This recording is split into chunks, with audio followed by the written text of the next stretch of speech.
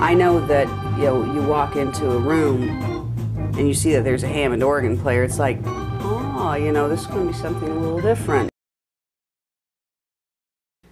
There's a few standard registrations that people tend to use. The Jimmy Smith sound, that kind of a thing. If we pull out the fourth drawbar, and I need to change a little bit of the decay over here, it's more of the Charles Erlin sound. Let's see here. That kind of a thing. And you know, one thing that's kind of neat too is that is talking back between these keyboards.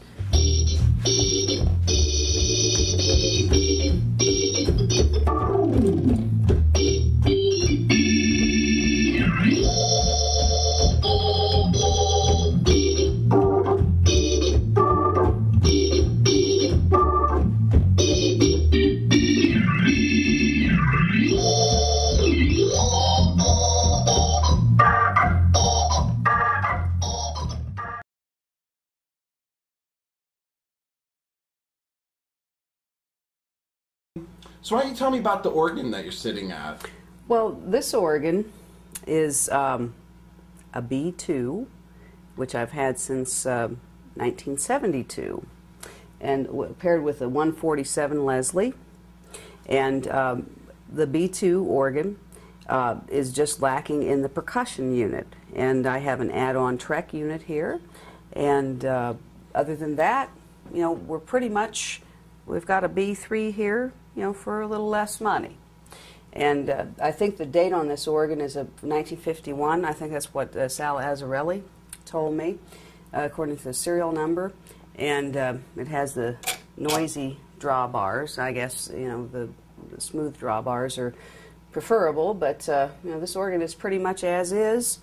I had a reverb unit added, but pretty much what you see here is what it was when we bought it way back when.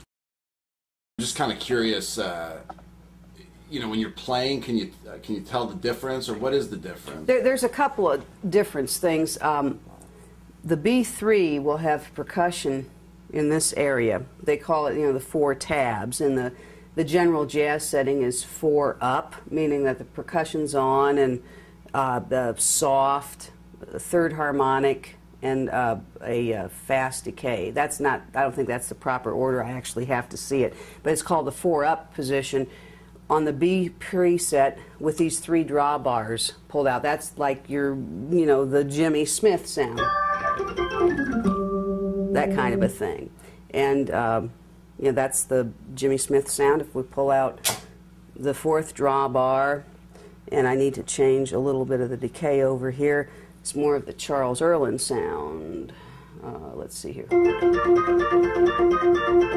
That kind of a thing. So, you know, that's just, you know, a couple of the drawbar settings. The one thing that's nicer about the B3 is you can have this drawbar pulled out on a B3 and just turn the percussion off or on, and you have the groove home sound. You know, typically, that's what I understand is what he used. But you know, whatever, just a little noodling here. But you know, with this, I have to, you know, do a couple of extra movements that I wouldn't have to do on a B3. But it's fine, you know. Other than that, it's pretty much the same instrument? Yeah, it's there's parts inside. There's a difference on the, you know, some of the components inside, but it's a predecessor of the B3. So, and you know, very nice, and you know, nostalgic piece for me. So it'll probably never move out of this living room until we decide to move somewhere else. You were saying that your folks had purchased this organ? Yeah, I started playing when I was about 6 years old, you know, just taking music lessons from, you know, at the music store or, you know, in a little old lady's home, that kind of thing. And the first one that I had was from Sears Roebuck, which actually had pedals. It wasn't, you know, just like a chord organ. And then it, you know, it got to a point where I couldn't play stuff on it. It was too small. And then we got a Lowry organ, and it was very nice. And but you know, after the Hammond, you know, I heard the Hammond stuff, particularly like Lee Michaels and some of those players. It was like, oh, could we look at a Hammond? And it's like, well, okay. So we sold the Lowry, and we got this particular organ, which I've had ever since. And you know, it didn't have all the gadgetry that the Lowry did, you know, with all the drums and stuff. But it's like, you know, that wasn't what I was interested in.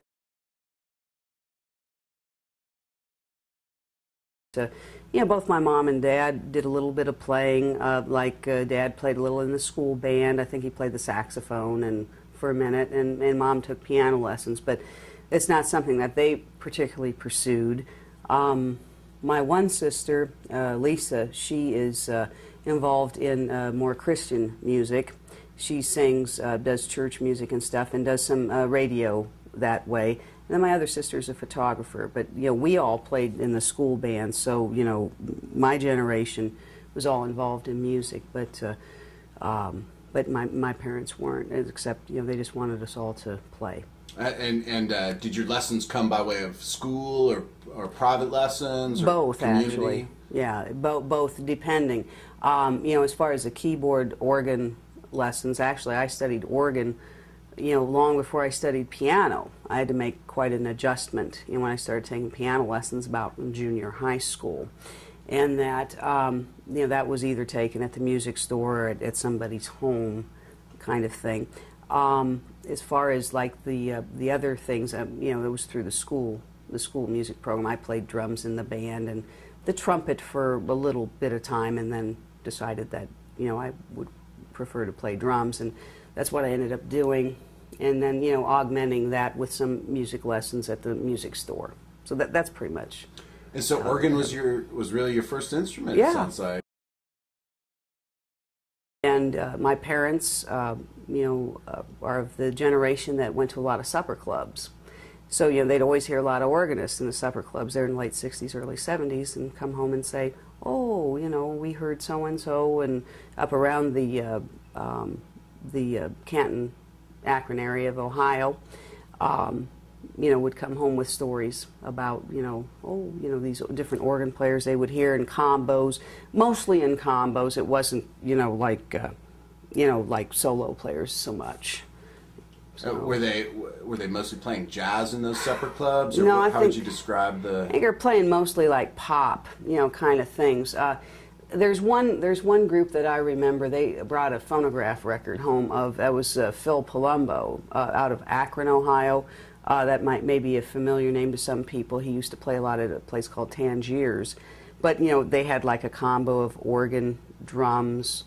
I think Phil played the sax, maybe a guitar player. You know, they do stuff like Night Train, and the drummer would like play a 10-minute solo, and then they do, you know, some, you know, crooner music, you know, just kind of a nightclub act, not necessarily a jazz act, but yeah, that was they used to do that often.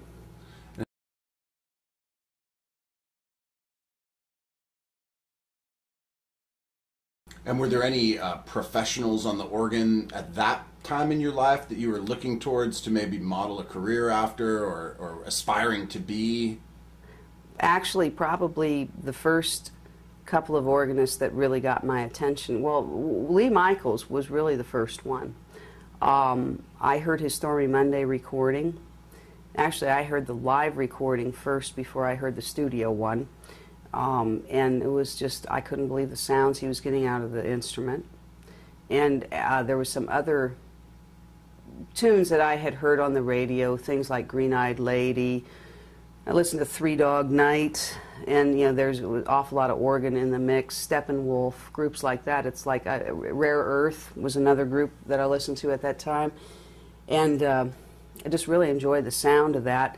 And then maybe a couple of years after that, I got exposed to Emerson, Lake and Palmer, Keith Emerson, who to this day, you know, is somebody that I just admire, and Rick Wakeman also.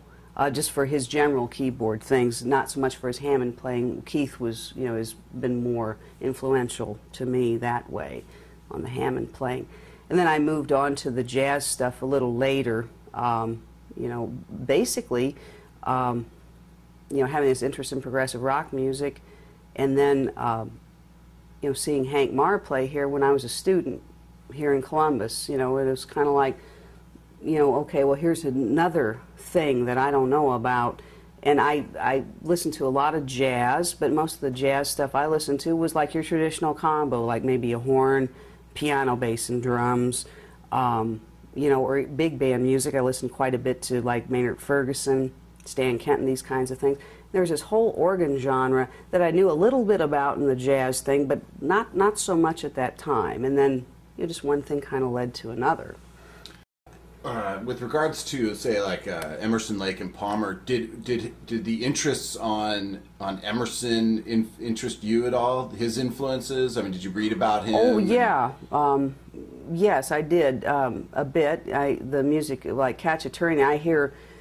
I have a couple Khachaturian pieces, particularly the Toccata I picked up, and you know, I'm not really a classical pianist, but you know, I can play some of those things, and I can really see. To me, I can see an influence on Emerson's music, and then also Hina-Stara's music. I've taken a look at that. Basically, you know, from, you know, hearing, you know, some of Emerson's things like the Toccata, I guess off Brain Salad Surgery, it's like, oh, Hina-Stara, I should look into that. And, you know, it's weird how, you know, I came to love Stravinsky from listening to Yes songs, that opening Firebird Suite. It's like, well, this is really great music, so let me investigate Igor Stravinsky. You know, same thing, maybe not quite, but like Maynard Ferguson, for instance. Maynard Ferguson was probably the first, you know, the first jazz artist I listened to. And, you know, I would buy his albums with stuff like Chameleon and Give It One and all these different tunes, and then see like Erigen on there or whatever. It's like, well, what is this music? So, you know, I kind of like got into some of these other genres, you know, like jazz kind of through the back door, but through the influence of these groups that I was listening to that, you know, were influenced by these composers. So you went off to college, your undergrad, you were studying music? Is that yes. When Hank Marr, can you talk about, you had mentioned earlier you were studying percussion. That's correct. So had you moved off of the organ at that point? Or? Yeah, pretty much. I mean, it was kind of a thing. Well, I had a Fender Rhodes piano, and you know, the fact that, you know, if you know, you look at this instrument, you know, how massive it is, and you know, living in a dorm room or living in an apartment later, it's like, well, you know, I guess you can like overcome all these obstacles, but I couldn't see a way to do it right then and there, and plus, you know, vehicles to move it, and you know, this kind of thing. So I pretty much kind of, you know, always had that organ thing in the back of my head. But it's like, oh, it's not really practical, and you know, this kind of thing. So I ended up, you know, just playing keyboards for a number of years, and then unfortunately, you know, about the time I got out of college was when the interest in the Hammond organ had really gone downhill. You know, with the advent of the digital synthesizers and such. It's a shame. I mean, you know, but that's what happened, and you know, some of the recordings that I've heard of people that I really admire, you know, particularly there's this one Groove Holmes album that I was very disappointed that I saw a picture of him with a Hammond organ, and I put the record on, and it's like it's all digital whatnot, and I don't know the reason for that. I can surmise that perhaps it was, you know, that they needed to get with the times or something, you know, to fulfill a contractual obligation, but yeah, I was glad to see the Renaissance happen, you know, in the later 80s and early 90s. I think that's about when it started up. But Hank Marr here in town always remained very true. I know that he ended up buying a DX keyboard of some kind, you know, to go out and play small gigs. But, you know, Hank was still playing organ around town through those pretty lean times, you know, so. Because you play this instrument, you fit in somewhere within this, you know, this jazz history. And I'm wondering, A, is that something you think about? B, is that important to you? And C, if it is important to you, what are the responsibilities that come along with that? Okay. Are we taping? Yeah. So, yeah. Okay. Well, where I see myself fitting in is that, you know, I personally want to pay homage to my influences. I mean, my first CD, you know, is, you know, I've done some tribute numbers to Hank Marr, you know, because I studied with him, and you know, I just, you know, just wanted to do that. I did. I tried to touch on the organists that influenced me. You know, if it might be using like Charles Erlin's Registration on like a particular piece, you know, maybe trying to play a solo in his style, or what I conceive as his style.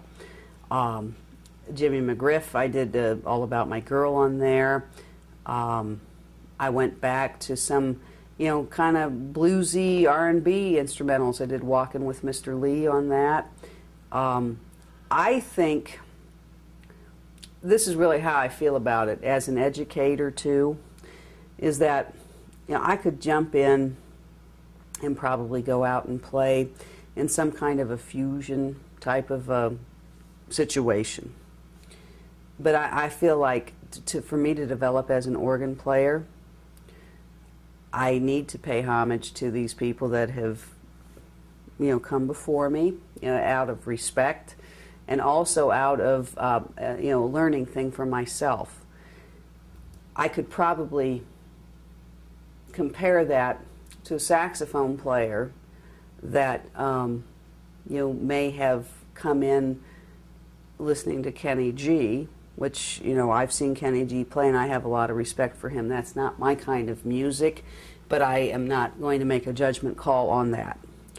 But, you know, somebody that, you know, just listens to Kenny G, emulates Kenny G's style, and then has no use for Charlie Parker, you know, which is just ludicrous. But, I mean, the thing is, I see this a lot in the rock world, maybe more than the jazz world, okay, where, like, you know, somebody will want to emulate a guitarist, let's say like Jimmy Page, and Jimmy Page has been quoted this way about, if you want to know what I'm about, you need to listen to the people that I listen to and not emulate me, but go back to that. So I feel, as far as you know, where my place is in this, I do want to, at this point, I want to, you know, give homage to the people that came before. And what direction I'll go in after this, I'm not certain. I kind of have my foot in both worlds of instrumental blues, and doing, you know, some of the standards and bebop kind of thing that, you know, people have done before. But as an educator, and you know, I just really think that if somebody wants to play organ and they start with, and this is no slam against any modern artist, but if they're only listening to Medeski, Martin, Wood, and Soul Live, and think Jimmy Smith is old hat, then that's like, that's to me, I have a problem with that. So it's like, you know, me coming in as a newer artist in the genre, I feel that, you know, I needed to do that, you know, to ground myself and to expose people to this music. Now, I know that, you know, I'm not the only one that's doing this kind of thing, but, you know, I wanted to do that, you know, before I, you know, write some kind of a, you know, half-hour suite of or whatnot, you know, to pay homage to, you know, these people first. And do you feel that, for better or worse, you are connected to them because of the instrument? Yeah, I do. You know, the thing is that as far as, you know, the old school players, I've met Jimmy McGriff, you know, courtesy of Tony Monaco when he played here. I spoke with Jimmy a little bit. Lonnie Smith, Dr. Lonnie Smith, was here probably about 1.5 years ago, I would say. And, you know, we got to talking, and, you know, Tony introduced me, and, you know, we just chit-chatted for a while. And the funny thing is with Lonnie, he's like, he had the new Hammond there, you know, and I think, you know, they had 2 new Hammonds. They had one that was more in a B3 cabinet. Tony played that most of the night, and they had this other one that was a little bit more space age, you know, within the pieces and stuff.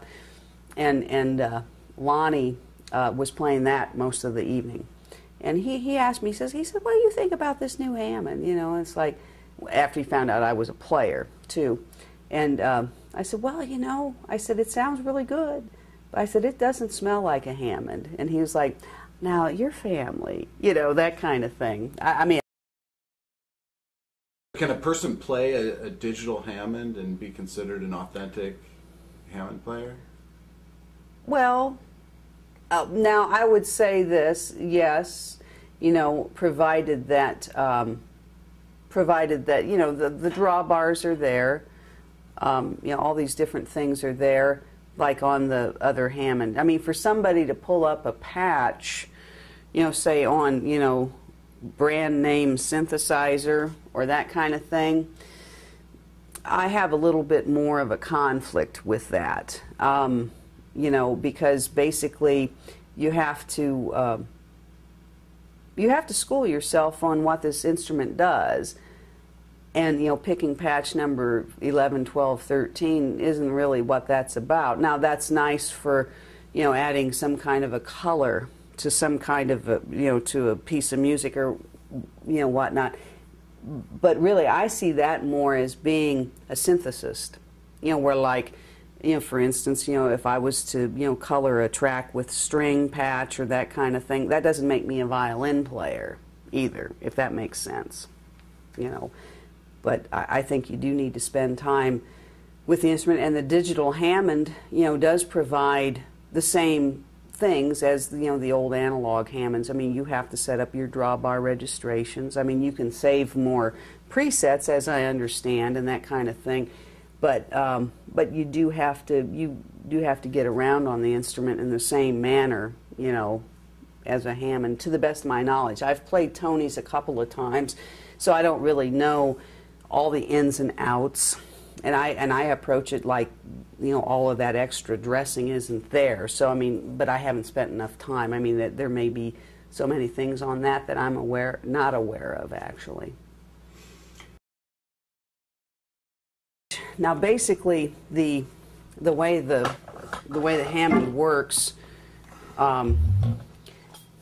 people ask this all the time because, you know, they hear a bass line, but they don't see a lot of pedal movement, because the style of it is to, you know, play a bass line with the left hand, but you tap down here on the pedals to give the impression of like a pluck of a string bass.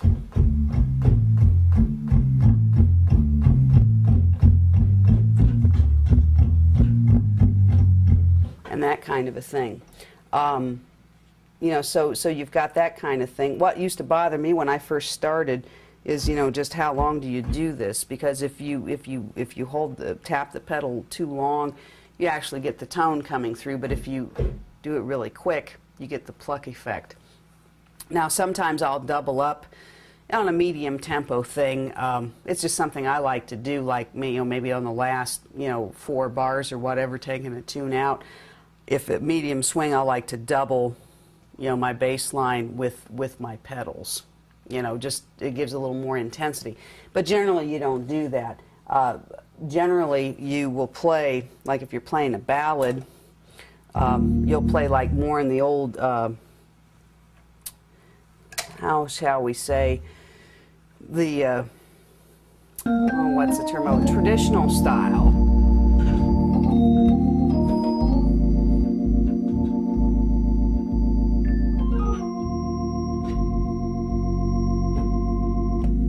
Now, like when I'm playing a bass line with the pedals here, I really have to keep close to the pedals.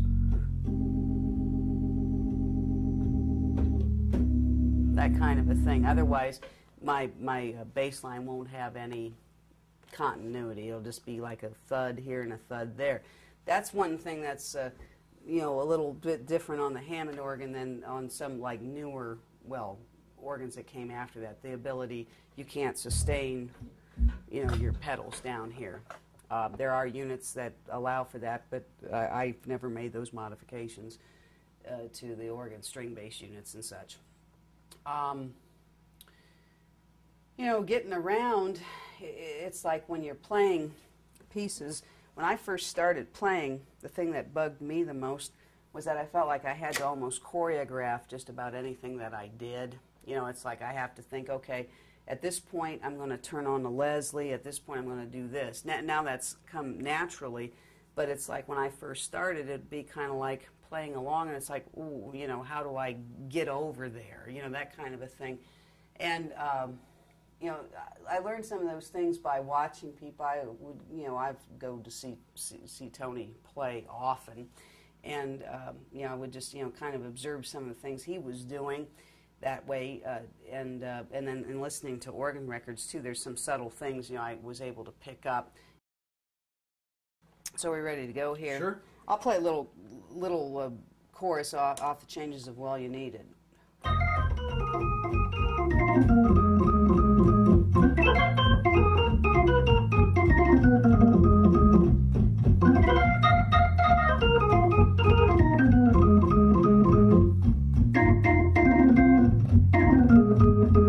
That's staying within the blues.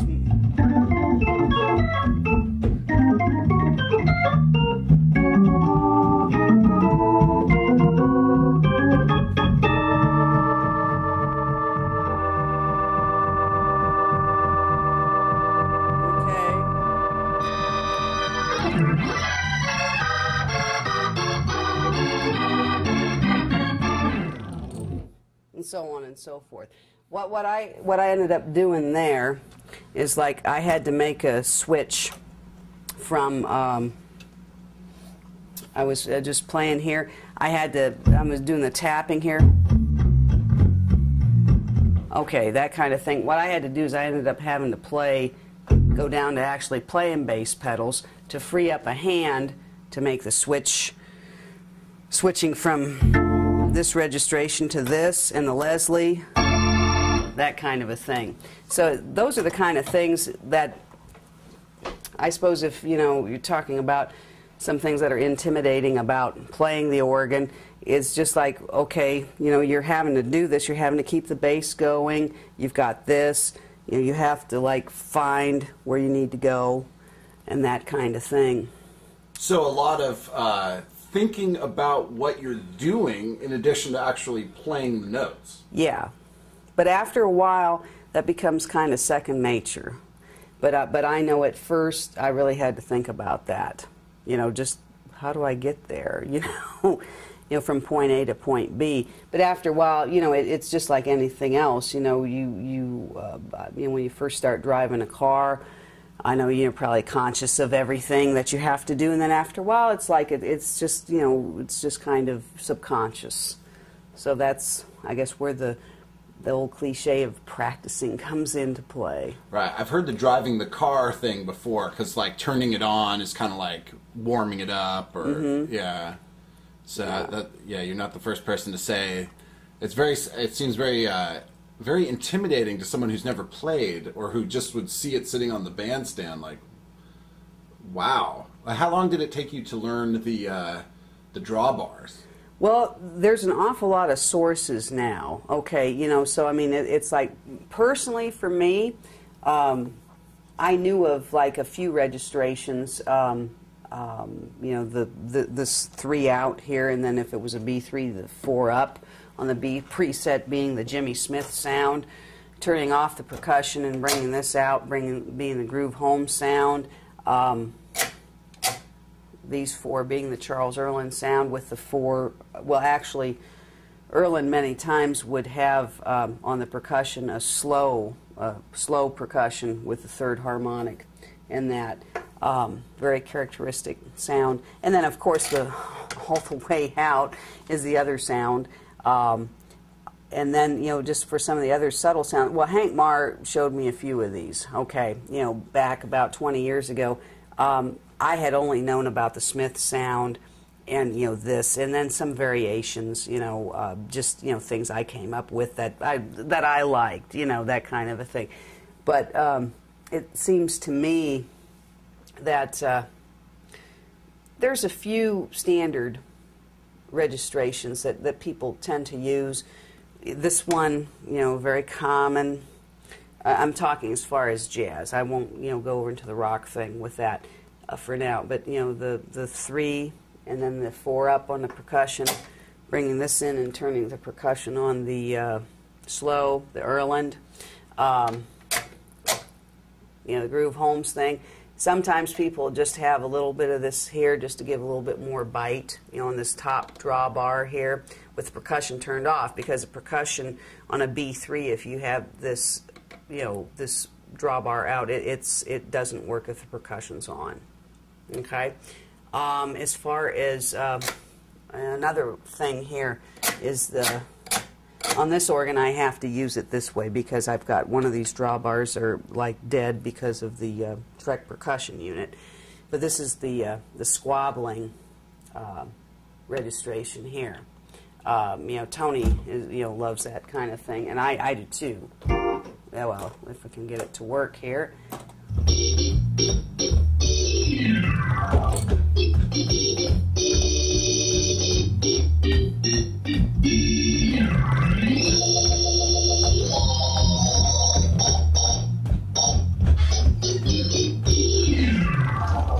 Whatever. I mean, there's a little bit of cheese in that there.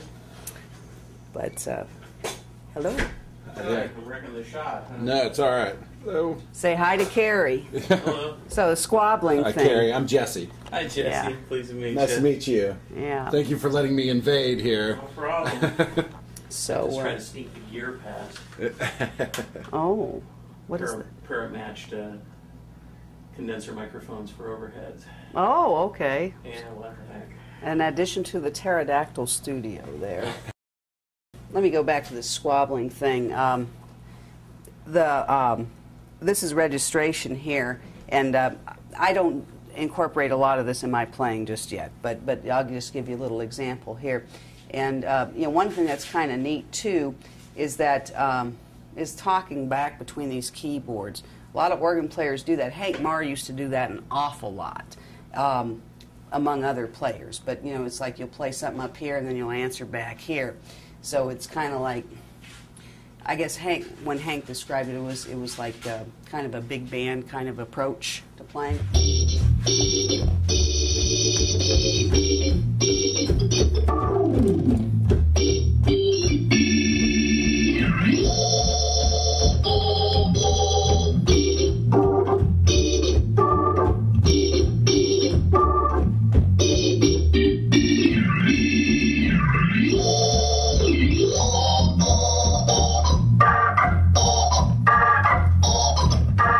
And so on and so forth. So a little demonstration there. I just want to kind of bring up the gender issue. Mm-hmm. Do you find that you're getting attention for being a woman organ player? Does that come up in the attention that you get? Well, I might be. I mean, I guess that's it's very obvious that that's out there. I don't really think about it too much. Like I think I told you before, is like sometimes if I'm going into a new venue to book, it's like, oh, are you the singer with the band? And it's like, that's not really something that I do, at least not at this time. And I may, never really go that way, with this at all, because, I'm an instrumentalist primarily. So I would say that, more from that standpoint of like, are you the singer in the band? Do you feel any special kinship with women organists?